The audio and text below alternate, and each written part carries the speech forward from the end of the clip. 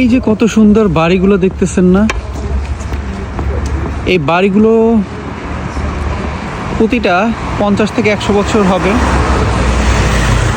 কিছু কিছু বাড়ি আছে অনেক পুরাতন, 100 বছর প্লাস।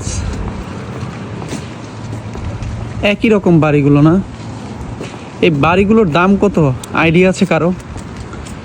যদি বাংলা টাকায় হিসাব করেন, একটা বাড়ির দাম হবে 5 থেকে 10 কোটি টাকার ভিতরে বাংলাদেশি টাকায়।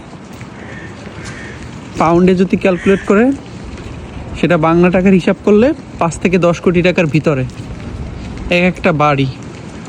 এই বাড়িতে 2টা বেডরুম,